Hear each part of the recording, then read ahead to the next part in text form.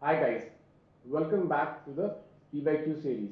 Here in this video, I am going to show you how UPSC asks questions in the prelims examination from the current affairs so that you can learn from this and can integrate this strategy in your preparation.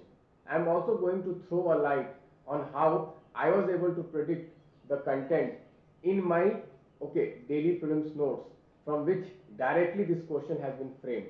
Guys, many think that UPSC prelims is unpredictable and they waste their years of preparation because of faulty strategy. Guys, I can tell you from my experience that every question which is asked in the UPSC, there is a reason behind that. There is a logical reason behind that, and if you start discovering why this question was asked, then what will happen is that your way of preparation will change and completely transform, and your efficiency in study will increase. And that is the whole purpose of making such videos, guys, because I myself used to do this when I was preparing, and that is the sole reason I have cracked the prelims examination 6 out of 6 times. Okay, and with these videos I am here to empower you so that you also get that idea so that you can improve your efficiency of study. So let us see this question, guys. Which of the following situation best reflects indirect transfers often talked about in media recently with reference to India? Option A says Indian company investing in foreign enterprise, paying taxes to the foreign country on the profits arising out of its investment. Second statement says that a foreign company investing in India and paying taxes to the country of its base on the profit arising out of its investments. The third option says that an Indian company purchases tangible assets in foreign country and sells such assets after their value increases and transfers the proceeds to India. And the fourth says that a foreign company transfers shares and such shares derive their substantial assets from value from assets located in India. Okay.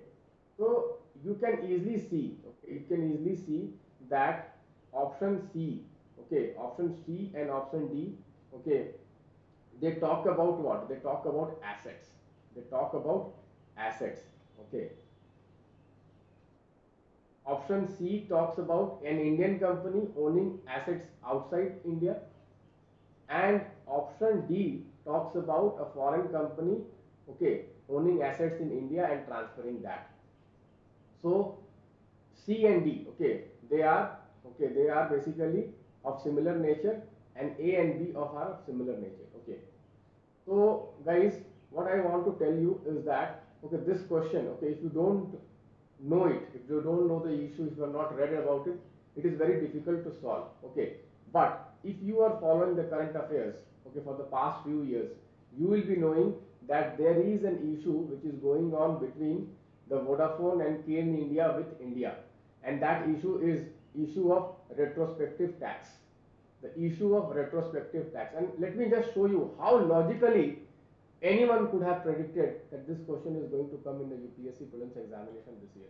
Guys, in the year 2012, there was an amendment to the income tax law, and retrospective taxation was added. Okay, and because of that, what happened? This Kane India and Vodafone, they challenged the retrospective taxation in international tribunals, and there was a case going on for the last 10 years. And it was only in 2021, October 3, 2021, government notified new rules to clear this retrospective taxation mess. And you see, this was covered by DPN. This was covered by the DPN, and exactly in the DPN I had mentioned what exactly is this indirect transfer. You can read here: firms such as Kane and Vodafone disputing retrospective taxation demands in India will not only have to withdraw all the legal proceedings and waive all the rights to claim cost or attach Indian assets, but also indemnify the government on cost and liabilities from any action pursued by other interested parties in future, setting a stage to closure of retrospective dispute over what was this retrospective dispute over indirect transfer of assets situated in India. Over indirect transfer of assets situated in India. Okay. So it is what? Foreign companies, Kane and Vodafone are foreign companies, and it was about the indirect transfer of assets situated in India. Okay. Government has notified new rules in the income taxation law. You can see here, easily we can eliminate all these options, okay, and we can mark D as an option. We can mark D as an option because it is about foreign company. It is not about Indian company first of all. So this gone, okay, and it is about assets. The key word here was assets. Okay, so the point is what, little bit also, if you know little bit also about the news, okay, indirect transfer, okay, Vodafone, okay, retrospective taxation, assets, then you can easily mark this question.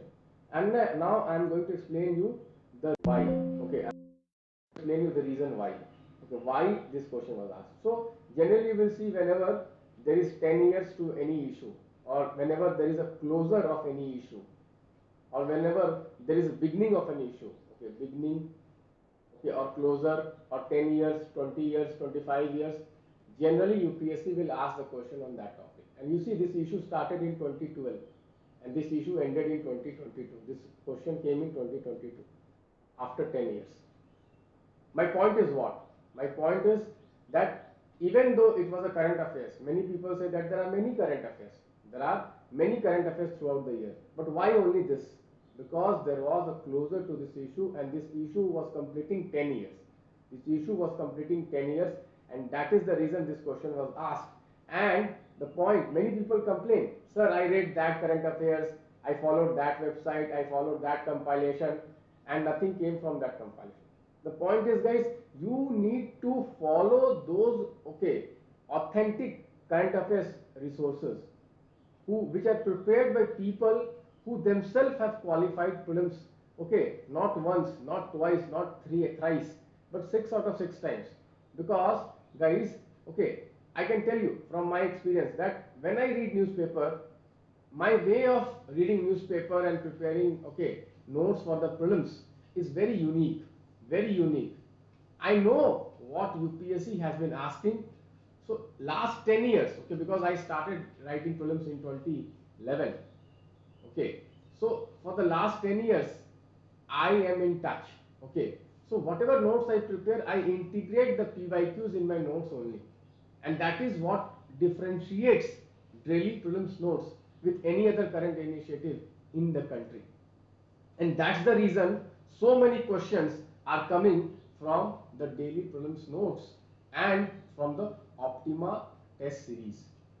Because here the focus is not on any general current affairs. Guys, UPSC prelims current affairs is very unique, is very different from any other examination or any other current affairs for any other examination. It is different from even the mains also. Prelims is a very, okay, unique examination and it has a pattern, and once you catch the pattern, guys, I can tell you no one can stop you from cracking the prelims.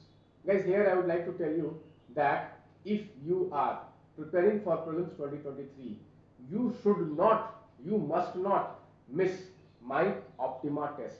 My Optima test, which is part of the Lakshya test. Guys, in Optima test I am giving you monthly current affairs, 15 months current affairs, and I am giving you entire year important questions subject wise. Okay, so polity 100 question, economy 100 question, geography 100 question, environment 100 question, science and tech 100 questions, IR schemes 100 questions. Guys, these, okay, these 700 800 questions, okay, are the very important questions which is relevant for the UPSC prelims 2023. Don't miss those questions, guys. These questions can make or break your year. Guys, 1 year in UPSC, okay, the importance is very high because you prepare for the entire year, and if you miss prelims, then your all hard work goes down the drain. So don't miss this opportunity. Still 60 days are remaining, and if you prepare strategically and if you focus on important topics, no force on earth can stop you from qualifying the prelims examination. Particularly people who are preparing for forestry services, you need to get at least 10-15 marks more than the prelims cutoff. And guys, I have cracked the forestry cutoff, you see here, many times I have cracked. Okay, my average score was around 125. Okay, I have scored 144, 139, 128. So guys, I can tell you from my experience that if you really want to score very high, particularly clear the forestry cutoff also, guys, you need to focus on important topics. You cannot miss them. So thank you guys. Bye bye. God bless you.